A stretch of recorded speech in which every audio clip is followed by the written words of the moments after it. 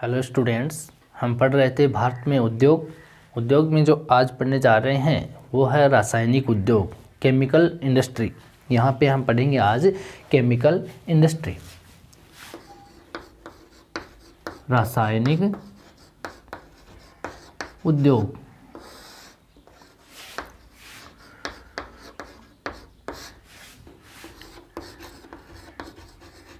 Chemical industry.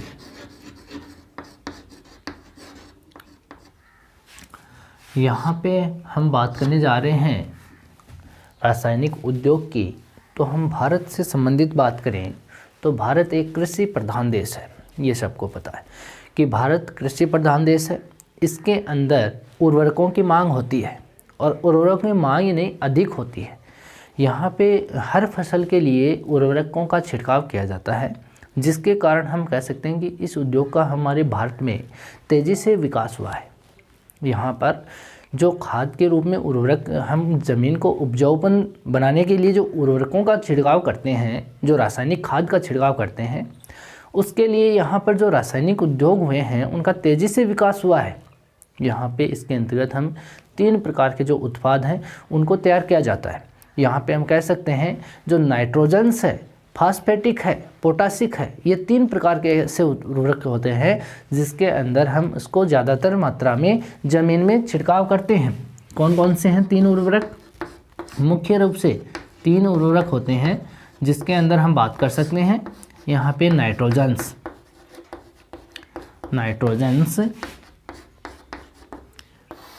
और बात करें तो फास्फेटिक है और पोटासिक है, पोटासिक या पोटाश बोल सकते हो इसको, ठीक है, पोटाश। यहाँ पे इन तीनों का ही यहाँ पे उत्पादन किया जाता है।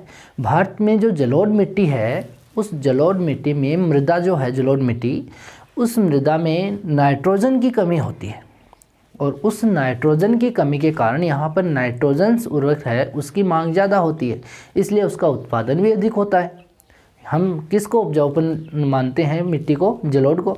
जो गेहूं की फसल जो होती है, उस गेहूं की फसल को सबसे ज़्यादा नाइट्रोजन की आवश्यकता होती है। वो भूमि से नाइट्रोजन की मांग को खींच लेता है। एक बार आप गेहूं की फसल कर दी, अब उसके बाद में आप दोबारा उस गेहूं की फसल को करोगे तो उस मात्रा में यहाँ उपजाऊपन में दिक्कत आएगी, यानी जो उपज होगी वो कम होगी, कारण कि उस भूमि से नाइट्रोजन की मात्रा को वो खींच लेता है। तो उस नाइट्रोजन की मात्रा को ही पूर्ति करने के लिए इस खाद का या इस उर्वरक का आप उपयोग करोगे तो यहाँ पे इसके लिए आपको उद्योग देखना पड़ेगा, जहाँ पे ये बनता हो, तो वहाँ से आप उसको खरीदना स्टार्ट करते हो। तो इससे ही आप उसको खरीदोगे तो उसकी मांग होगी और मांग होगी तो वहाँ पे उद्योग का तेज़ी से विकास होता है। तो यहाँ पे उत्पादन भी यहाँ अधिक होता है फिर, ठीक है। तो पठारी भाग जैसे देखते हैं, जो पठारी भाग है भारत का, प्रायद्वीपीय पठार है, वहाँ पर जो कृषि है उसके विकास में अगर हम बात करें तो उसमें नाइट्रोजन के साथ में वहाँ पे वो फास्फेटिक और पोटासिक जो उर्वरक है उसकी मांग और उसका उत्पादन में यहाँ पे वृद्धि देखने को मिलती है। जो प्रायद्वीपीय पठार वाला क्षेत्र है उसके अंदर फास्फेट और पोटास की भी कमी होती है। वहाँ की जो मिट्टी होती है उसके अंदर पोटास प्रकार की जो कमी होती है मिट्टियों में, इसकी पूर्ति करने के लिए इन रासायनिक खादों का उपयोग कर लिया जाता है, ठीक है। तो भारत में अगर हम देखें तो पहला जो उर्वरक कारखाना लगा था भारत के अंदर वो तमिलनाडु के रानीपेट में लगा था 1906 में। यहाँ पे अगर बात करें तो पहला उर्वरक कारखाना भारत का, हम बात करें कि भारत का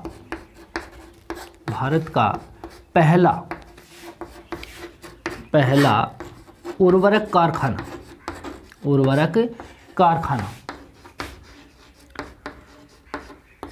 कब लगा? 1906 में। और कहाँ पर लगा ये कारखाना? रानीपेट में। और रानीपेट है कहाँ? तमिलनाडु में। कहाँ पर है? तमिलनाडु में है। समझ गए बात? यहाँ पर यह कारखाना देश का पहला कारखाना लगाया गया था। और दूसरे कारखाने की बात करें तो दूसरा जो कारखाना वो 1943 में लगा वेलेगुला में। यहाँ पे अगर दूसरा कारखाने की बात करें, दूसरा कारखाना ये लगा था 1943 में, और 1943 में लगा कहाँ पर? वेलेगुला पर, वेलेगुला। और ये वेलेगुला है कहाँ पर? ये है कर्नाटक में, कर्नाटक। दूसरा कारखाना यहाँ पे लगा। और इस देश का तीसरा जो कारखाना है, तीसरा कारखाना, ये तीसरा कारखाना 1947 में लगा। ये कहाँ लगा? 1947 में अलवई में, ये लगा अलवई में। और अलवई है कहाँ पर? अलवई है केरल में, केरल में। तीसरा कारखाना यहाँ पे लगा इस रासायनिक उर्वरक का। ठीक है। अगर चौथे कारखाने की बात करें तो यहाँ पे चौथा कारखाना भी लगा है। चौथा कारखाना, चौथा कारखाना ये लगा 1951 में। कब लगा? 1951 में लगा। कहाँ पर? सिंदरी में। कहाँ लगा ये? सिंदरी में। और सिंदरी है कहाँ? झारखंड में। याद रहे, भारत का सबसे पहला सार्वजनिक क्षेत्र का, यानी प्रथम सार्वजनिक क्षेत्र का कारखाना, सार्वजनिक क्षेत्र का, यानी रासायनिक उद्योग के रूप में बात करें तो रासायनिक में सार्वजनिक क्षेत्र का प्रथम कारखाना कौन सा है? सिंदरी वाला है, जो झारखंड के अंदर है। ध्यान में रखोगे इस बात को। तो हमने क्या बात की? भारत में पहला जो कारखाना लगा वो रानीपेट में लगा, जो कहाँ है? तमिलनाडु में है। 1906 में स्थापित किया गया था। दूसरा कारखाना लगा वो 1943 में लगा, जो वेलेगुला में कर्नाटक में लगा था। ठीक है। यहाँ पर तीसरा जो कारखाना है वो 1947 में अलवाई केरल में लगा। और चौथा कारखाना है वो 1951 में सिंदरी झारखंड में लगा, जो प्रथम सार्वजनिक क्षेत्र का कारखाना माना जाता है। यहाँ पे आगे बात करें तो रासायनिक जो उद्योग हैं, उस रासायनिक उर्वरक उद्योगों के लिए जो स्थानीयकरण, जहाँ पर वो स्थापित किए जाते हैं, स्थानीयकरण का मतलब जहाँ पर उस उद्योग की स्थापना हो, स्थानीयकरण का मतलब जिस स्थान विशेष पर। ठीक है। तो उसके लिए कच्चे माल का विनिमय इस प्रकार हम देख सकते हैं कि कौन से कच्चे माल के कारण यहाँ पे उद्योग लगते हैं। तो इस के रूप में हम देखें तो जो रासायनिक उद्योग है उसके कच्चे माल के रूप में देखें तो नेप्था, एक तो नेप्था होता है, कोक आधारित एक संयंत्र है, जिसके कारण वहाँ पर जो कि तेल शोधन कारखानों के पास में पाए जाते हैं और बंदरगाह के पास में भी पाए जाते हैं। तो इस नेप्था और कोक यानी कोयला, उसके कच्चे माल के रूप में कोक चाहिए, कोक ओवन गैस चाहिए। क्या क्या बता रहा हूँ? Naphtha, Coke oven gas. उसके अलावा यहाँ पे विद्युत अपघटनीय जो हाइड्रोजन गैस है, विद्युत अपघटनीय जो हाइड्रोजन गैस होती है वो उसकी ज़रूरत होती है रासायनिक उद्योगों के लिए। एक सल्फ्यूरिक अम्ल जो कोयले से प्राप्त होता है, सल्फ्यूरिक अम्ल की ज़रूरत होती है। एक अमोनियम सल्फेट की ज़रूरत होती है जो जिप्सम से प्राप्त होती है। किसकी? अमोनियम सल्फेट की ज़रूरत होती है। और एक प्राकृतिक गैस की आवश्यकता पड़ती है, और जो रॉक सल्फेट है उसका उपयोग इसमें किया जाता है। रासायनिक उद्योग में वापस रिपीट कर रहा हूँ, कच्चे पदार्थ के रूप में यहाँ पे नेफ्था चाहिए, कोक चाहिए, कोक ओवन गैस, कोक यानी कोयला चाहिए, और कोक ओवन यानी कि कोयले से निकलने वाली जो गैस है वो चाहिए। तीन प्रकार हो गए कच्चे रूप में, नेफ्था, कोक ओवन गैस। विद्युत अपघटनीय जो हाइड्रोजन गैस है उसकी जरूरत पड़ती है। सल्फ्यूरिक अम्ल चाहिए जो कोयले से निकलता है, कोयले से हमें मिलता है। अमोनियम सल्फेट चाहिए जो जिप्सम से प्राप्त होता है अपने को, और प्राकृतिक गैस चाहिए। और यहाँ पे रॉक सल्फेट का उपयोग, इन सब का उपयोग रासायनिक उद्योगों में किया जाता है कच्चे रूप में। और इनके पास में ही जहाँ कच्चा पदार्थ होता है वहीं पर इस रासायनिक उद्योगों का जो विकास होता है या कारखाने संयंत्र लगते हैं वो इन्हीं के पास लगते हैं। तो यहाँ पे हम कह सकते हैं कि जो नेफ्था आधारित जो कारखाना है, संयंत्र है, वो यहाँ पे कहाँ हैं? तो हम नेफ्था आधारित संयंत्र की बात करते हैं। सबसे पहला जो पॉइंट है अपना वो है नेफ्था। कौन सा? नेफ्था। दो बार रिपीट करूंगा नामों को। नेफ्था आधारित संयंत्र या कारखाना। नेफ्था एक पेट्रो उत्पाद है, पेट्रो यानी तेल से प्राप्त होना, यानी पेट्रो उत्पाद है नेफ्था, जिसकी प्राप्ति हमें कहाँ पर होती है? तेल शोधन जो कारखाने हैं वहाँ से होती है। जो तेल यानी क्रूड ऑयल निकलता है उसको आसवन भट्टियों के द्वारा उसको शुद्ध करते हैं, वहाँ पर हमें नेपथा है उसकी प्राप्ति होती है। भारत में जो नेपथा है आधारित जो भी संयंत्र है, नेपथा आधारित संयंत्र, वो या तो तेल शोधन कारखाने उनके निकट लगाए जाते हैं या बंदरगाहों के निकट लगाए जाते हैं। दो जगह लगाए जाते हैं नेपथा आधारित जो संयंत्र हैं वो, एक तो कहाँ लगाए जाते हैं, तेल शोधन कारखाने जहाँ पर हैं वहाँ लगते हैं, और एक लगते हैं बंदरगाह के निकट। जहाँ पर बंदरगाह होंगे वहाँ पर इस नेपथा आधारित संयंत्र लगाए जाते हैं। तो यहाँ पे हम दोनों को देखते हैं कौन से कहाँ पर हैं। तो तेल आधारित जो संयंत्र हैं, तेल आधारित यानी तेल शोधन जो कारखाने हैं या संयंत्र हैं, उनके पास में जो लगने वाले जो नेपथा आधारित कारखाने हैं उनके बारे में चर्चा करें तो कहाँ कहाँ पर हैं। एक तो बरौनी में है, एक तो कहाँ पर है, बरौनी, तेल शोधन वाले, तेल शोधन आधारित कारखाने एक तो बरौनी है। बरौनी है कहाँ पर, बिहार में है। ठीक है, वर्तमान में ये बरौनी बिहार वाला बंद हो चुका है, यानी पहला बरौनी बिहार वाला।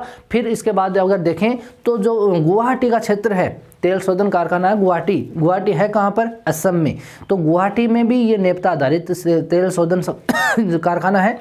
ठीक है, इसके बाद में हम बड़ोदरा की बात करें तो बड़ोदरा में भी है। बड़ोदरा कहाँ है, गुजरात में। और कोयले की बात करें, कोयली है कहाँ पर, कोयली गुजरात में। तो इनके अंदर यहाँ पे देखें तो तेल शोधन जो कारखाने हैं उनके पास में रासायनिक उद्योग जो है वो स्थापित किए गए हैं।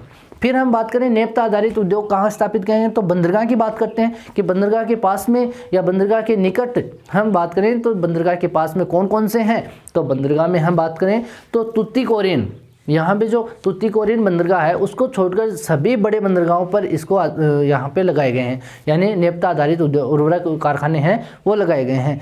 किसको छोड़कर, केवल तुतीकोरिन जो बंदरगाह है उसको छोड़ करके संपूर्ण बड़े जितने भी बंदरगाह हैं उनके पास में नेपथा आधारित कारखाने स्थापित किए गए हैं। ठीक है, दूसरा पढ़ते हैं हम। दूसरा जो कच्चा पदार्थ कौन सा होता है, कोक। ठीक है, कोयला यानी कोक आधारित संयंत्र, ये कहाँ कहाँ पर है, एक तो तालचेर में है। कोक आधारित कहाँ कहाँ है, तालचेर है कहाँ पर, उड़ीसा में। दूसरा है रामागुंडम कहाँ पर है, आंध्र प्रदेश में। फिर है कोरबा कहाँ पर है, छत्तीसगढ़ में। ये संयंत्र लगाए गए हैं यहाँ पे कोक आधारित।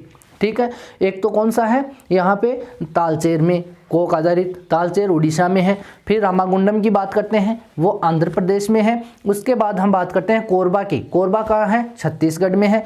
फिर हम बात करते हैं नेवेली। ठीक है, नेवेली है तमिलनाडु के अंदर। नेवेली के अंदर भी यहाँ पे कारखाना स्थापित किया गया है कोक आधारित, और नेवेली का कारखाना है वो लिग्नाइट कोयले पर आधारित है। ध्यान रखना, नेवेली जो है तमिलनाडु वाला, वो नेवेली का जो कारखाना है रासायनिक उद्योग स्थापित किया गया है कोक आधारित, वो यहाँ पर लिग्नाइट कोयले पर आधारित है। उसके बाद हम करते हैं कोक ओवन गैस आधारित संयंत्र, वो लगाए गए हैं सिंदरी में। सिंदरी कहाँ है, झारखंड में। सिंदरी में लगाए गए हैं, जमशेदपुर में लगाए गए हैं, जमशेदपुर भी कहाँ है, झारखंड में है। राउरकेला में लगाए गए हैं, राउरकेला भी कहाँ है, उड़ीसा के अंदर। ठीक है, और भिलाई में लगाए गए हैं, भिलाई कहाँ है, छत्तीसगढ़ में। वापस रिपीट कर रहा हूँ, कोक ओवन गैस आधारित संयंत्र यानी कच्चे पदार्थों के रूप में पढ़ रहे हैं हम। पहला हमने नेपथा पढ़ा, दूसरा हमने कोक आधारित संयंत्र पढ़ा, तीसरा हम क्या पढ़ रहे हैं, कोक ओवन गैस आधारित संयंत्र जो कच्चे पदार्थ के रूप में उनको चाहिए। तो कोक ओवन गैस आधारित संयंत्र कहाँ है, सिंदरी में है। सिंदरी कहाँ है, झारखंड में। हमने दूसरा नाम लिया है यहाँ पे जमशेदपुर भी कहाँ है, झारखंड के अंदर है। ठीक है, राउरकेला की बात की, राउरकेला कहाँ है, उड़ीसा के अंदर। हमने भिलाई की बात की, भिलाई कहाँ है, छत्तीसगढ़ के अंदर। तो ये कोक ओवन गैस आधारित संयंत्र यहाँ पर है। ठीक है, फिर हम बात करें अगले की, विद्युत अपघटनीय जो हाइड्रोजन गैस पर आधारित संयंत्र हैं उनकी बात करें। तो विद्युत अपघटनीय जो आधारित जो संयंत्र है या इनकी उत्पत्ति है वो जल विद्युत केंद्रों में होती है। जो भी जितने भी जल विद्युत संयंत्र जहाँ पर हैं वहाँ पर इस जल विद्युत अपघटनीय हाइड्रोजन गैस है उसकी प्राप्ति होती है। जैसे हम बात करें नागल की, नागल कहाँ है, पंजाब में। ठीक है, एक हीराकुंड की बात करें, हीराकुंड उड़ीसा में है। इस पर हम आधारित कारखाने कैसे मानते हैं, विद्युत अपघटनीय हाइड्रोजन वाले कारखाने मानते हैं। फिर अगला करें तो सल्फ्यूरिक अम्ल पर आधारित जो संयंत्र हैं उनकी बात करते हैं। सल्फ्यूरिक अम्ल की जो प्राप्ति होती है वो 3 स्रोतों से होती है। एक तो कहाँ कहाँ पर होती है, सल्फ्यूरिक अम्ल की प्राप्ति जो 3 स्रोत से होती है। पहली तो कहाँ होती है, तेल शोधन कारखानों से। पहली तो कहाँ होती है, तेल शोधन कारखानों से, जो कोच्चि केरल में संयंत्र लगा हुआ है। कोच्चि केरल के अंदर, यानी तेल शोधन कारखानों से सल्फ्यूरिक अम्ल की प्राप्ति होती है। ठीक है, दूसरे जो स्रोत है वह जिंक स्मेल्टिंग जो संयंत्र होते हैं, जिंक यानी तांबा, तांबा की जो प्राप्ति होती है वहाँ पर, यानी खेतड़ी में, राजस्थान का जो खेतड़ी है झुंझुनू जिले का, उसके अंदर यहाँ पे एक संयंत्र है। ठीक है, सल्फ्यूरिक अम्ल की प्राप्ति होती है वहाँ पे। फिर हम बात करें पाइराइट के कारखाने, ये अलवई केरल के अंदर हैं, पाइराइट के जो कारखाने हैं। ठीक है, इसके बाद में सल्फ्यूरिक अम्ल पर आधारित कारखाना है। इसके बाद में अगला जो कारखाना होगा वो अमोनियम सल्फेट, जो जिप्सम से हमें प्राप्त होता है, अमोनियम सल्फेट, उनका जो संयंत्र, आधारित संयंत्र है वो सिंदरी झारखंड में है और एक उदयपुर में है, उदयपुर अपने राजस्थान में। तो सिंदरी झारखंड और उदयपुर में ये है। फिर हम बात करते हैं प्राकृतिक गैस की। प्राकृतिक गैस से आधारित जो संयंत्र होते हैं वो एक तो हजीरा विजयपुर और जो जगदीशपुर है HBJ, यानी कि HBJ, हजीरा विजयपुर और जगदीशपुर, ये पाइपलाइन जो है, इस पाइपलाइन के सहारे यहाँ अगर बात करें परिवहन, अगर देश के आंतरिक भागों तक यहाँ गैस पहुँचाई जाती है। इसके जो किनारे हैं इस पाइपलाइन के उस किनारे पे 6 संयंत्र स्थापित किए गए हैं। प्राकृतिक गैस आधारित जो संयंत्र हैं इस रासायनिक उद्योग के, वो 6 स्थापित किए गए हैं। कौन कौन से? एक तो विजयपुर में किया गया है, विजयपुर है कहाँ पर? मध्य प्रदेश में। दूसरा यहाँ पर सवाई माधोपुर में किया गया है, सवाई माधोपुर कहाँ है? राजस्थान में है। जगदीशपुर में किया गया है, जगदीशपुर यूपी में है। और शाहजहाँपुर, ये भी यूपी के अंदर है। और यहाँ पर अगला है आंवला, ये उत्तर प्रदेश में ही है। बबराला यूपी में ही है। ठीक है, यहाँ पे हम बात करें हजीरा विजयपुर जगदीशपुर पाइपलाइन की, तो इसके किनारे 6 संयंत्र लगे हैं, प्राकृतिक गैस आधारित संयंत्र। इसके अंदर हमने सबसे पहले रासायनिक उद्योगों की चर्चा चल रही है, तो इसके अंदर पहला तो कहाँ है? विजयपुर में, विजयपुर MP में है। सवाई माधोपुर राजस्थान के अंदर है। जगदीशपुर उत्तर प्रदेश में है। शाहजहाँपुर ये उत्तर प्रदेश में है। आंवला उत्तर प्रदेश में, बबराला उत्तर प्रदेश में। तो यहाँ पे 6 इस पे प्राकृतिक गैस आधारित संयंत्र स्थापित किए गए हैं जो HBJ के किनारे हैं, यानी हजीरा विजयपुर जगदीशपुर के किनारे हैं। ठीक है, जो कि भारत की सबसे बड़ी पाइपलाइन मानी जाती है। यहाँ पे अगला जो संयंत्र है उसकी बात करें तो रॉक सल्फेट या फास्फेट की बात करें, रॉक फास्फेट पर आधारित जो संयंत्र है वो यहाँ राजस्थान में ही लगे हुए हैं। 2 जगह लगे हुए हैं रॉक फास्फेट पर आधारित संयंत्र, एक तो खेतड़ी में है, खेतड़ी झुंझुनू है।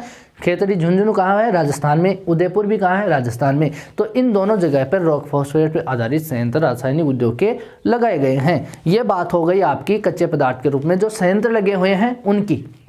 वापस रिपीट करें, सबसे पहले हमने देखा नेप्ता वाला, दूसरा कोक वाला, तीसरा कोक ओवन वाला, चौथा हमने देखा विद्युत अपघटनीय हाइड्रोजन, 5वां देखा आपने सल्फ्यूरिक अम्ल पर आधारित, 6ठा देखा आपने यहाँ अमोनियम सल्फेट पर, यानी जिप्सम से प्राप्त जो अमोनियम सल्फेट है उसके आधारित, फिर प्राकृतिक गैस आधारित देखा, फिर रॉक फास्फेट आधारित देखा। तो ये आपके 8 संयंत्र लगाए गए हैं जिसकी हमने बात कर ली है कि कौन कौन से क्षेत्रों में लगे हुए हैं। इसके बाद रासायनिक उद्योग से संबंधित अगर हम बात करें तो जो रासायनिक उर्वरक है उसका उत्पादन से जितनी भी जुड़ी सार्वजनिक क्षेत्र की जितनी कंपनियां हैं उन कंपनियों की चर्चा करें तो वो कंपनियां कौन कौन सी हैं जो सार्वजनिक क्षेत्र की हैं। तो सबसे पहले हम बात करें FCI की। कौन सी कंपनी है? FCI। ये कंपनी है 1961 में स्थापित की गई थी। ये इसका पूरा नाम है FCI का fertilizers corporation of India limited. FCI गोदाम आपने सुना होगा, वहाँ पे आपको खाद मिलती है, रासायनिक खाद, जिसका नाम क्या है? Fertilizers corporation of India limited. कब स्थापित हुई? 1961 में स्थापित हुई।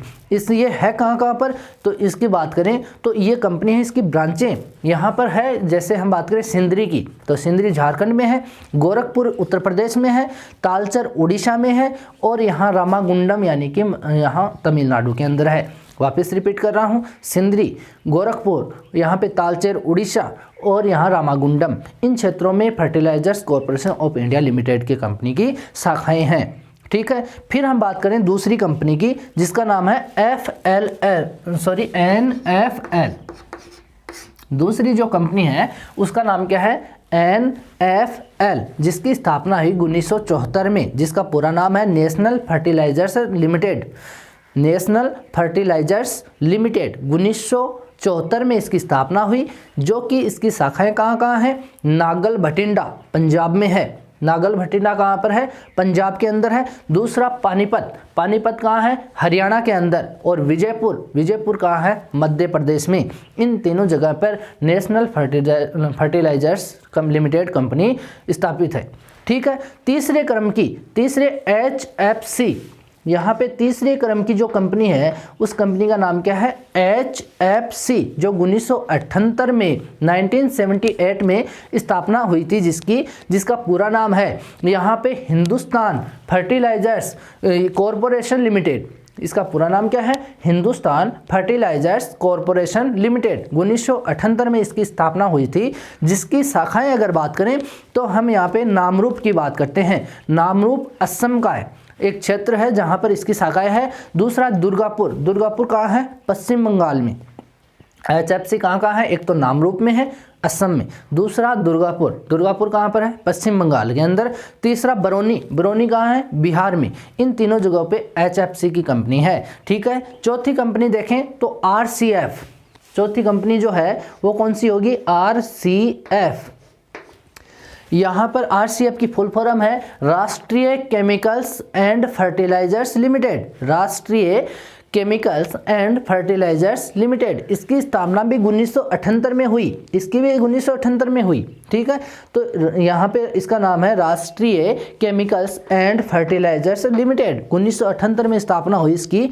यहाँ अगर इसकी बात करें RCF की तो ये ट्राम्बे महाराष्ट्र में है, और यहाँ बात करें थाने महाराष्ट्र में। ये दोनों गैस आधारित कंपनियाँ हैं या इकाइयाँ मान सकते हो इसको, ट्राम्बे वाली और थाने वाली, ठीक है। अगली जो कंपनी है वो फैक्ट है, FACT, फैक्ट। इसका फुल फॉर्म होता है fertilizers and chemicals Travancore limited. इसका क्या नाम है, त्रावणकोर लिमिटेड, यानी fertilizers and chemicals Travancore limited, इसका पूरा नाम है फैक्ट का। ये उद्गम मंडलम क्षेत्र है, उद्गम मंडलम, जो कि केरल का एक क्षेत्र है, वहाँ पर है कोच्चि केरल। दो क्षेत्रों में यहाँ पर इसकी स्थापना हुई थी। कौन कौन से क्षेत्र हैं, उद्गम मंडलम और कोच्चि, दोनों ही कहाँ पर हैं, केरल के अंदर है, ठीक है। अगली जो कंपनी है PPCL, अगली जो कंपनी है वो है PPCL। इसकी फुल फॉर्म होती है पायराइड्स फास्फेट एंड केमिकल्स लिमिटेड। यहाँ पर इसकी फुल फॉर्म क्या होती है, यहाँ पे पायराइड्स, यहाँ पर फास्फेट एंड केमिकल्स लिमिटेड। यहाँ पर इस PPCL की जो शाखाएं हैं या इकाइयाँ हैं वो है यहाँ पर अमझोर में। अमझोर कहाँ पर है, बिहार में। अमझोर एक क्षेत्र का नाम है जहाँ पर इसकी कंपनी लगी है PPCL की, जो कि अमझोर कहाँ पर है, बिहार के अंदर है। फिर हम बात करें तो सलादीपुरा कहाँ है, राजस्थान में, ठीक है। इसके बाद में अगली जो कंपनी है वो PPL है। अगली जो कंपनी होगी वो कौन सी होगी, PPL। इस PPL की फुल फॉर्म होती है Paradip phosphate limited, Paradip phosphate limited. ये जो है वो पाराद्वीप जो है उड़ीसा का एक द्वीप है पाराद्वीप, उसके वहाँ पर लगाई हुई है PPL की कंपनी, जो रासायनिक उद्योग की कंपनी है, ठीक है। फिर अगली जो बात करें IFFCO, ये कंपनी स्थापित की गई है। ये इसका फुल फॉर्म होती है Indian farmers fertilizers corporative limited. यहाँ पे इसकी फुल फॉर्म है Indian farmers fertilizers corporative limited, ठीक है। ये कल्लोल गुजरात में लगाई गई है, कांडला गुजरात में लगाई गई है, फूलपुर उत्तर प्रदेश में और आंवला उत्तर प्रदेश में, यानी गुजरात और उत्तर प्रदेश में 4 शाखाएं हैं। इसकी 4 इकाइयां हैं, एक तो कल्लोल में है, एक कांडला में है, एक फूलपुर में है, एक आंवला में है। आंवला उत्तर प्रदेश में है, फूलपुर उत्तर प्रदेश में है, कांडला और कल्लोल गुजरात में है। इसके बाद में एक कंपनी है KRIBHCO, यानी कि कृषक Bharti cooperative limited. Krishak Bharati BH corporative, या कोऑपरेटिव का मतलब CO, यानी कोऑपरेटिव लिमिटेड। इसका मतलब ये है कहाँ पर, हजीरा में, और हजीरा कहाँ है, गुजरात में। यहाँ पर इस तरह की यहाँ पे यानी इसकी फुल फॉर्म क्या होती है, KRIBHCO। इसका कृषक भारती, CO का मतलब कोऑपरेटिव लिमिटेड, ठीक है। ये जो कंपनी है वो हजीरा में है, और हजीरा कहाँ है, गुजरात में है। तो इतने प्रकार की कंपनियां यहाँ भारत में काम करती हैं। वापस रिपीट करूँ, FCI करती है, FCI, NFL है, HFC है, RCF है, FACT है, PPCL है, PPL है, IFFCO है और KRIBHCO है, ठीक है। इसके बाद हम व्यापार में देखें तो कृषि में उर्वरकों की मांग और उर्वरक उद्योग में बीच में भारी अंतर देख सकते हैं, उसकी मांग और उसके उत्पादन में। तो उर्वरकों का आयात जो होता है वो पूर्वी यूरोपीय जो देश हैं, यूरोपीय यूनियन जैसे जापान, अमेरिका तथा रूस, यहाँ से हम भारत जो देश है वो आयात भी करता है इसका, और विदेशी मुद्रा इसमें काफ़ी खर्च होती है। तो व्यापारिक दृष्टि से भी ये महत्वपूर्ण उद्योग माना जाता है रासायनिक उद्योग। ठीक है, ये हो गई आपकी बात रासायनिक उद्योग की, जो कि अपने भारत के उद्योगों में एक टॉपिक था, केमिकल इंडस्ट्री। ठीक है, आज के लिए इतनी बात करेंगे, आगे की बात करेंगे नेक्स्ट वीडियो में। Thank you.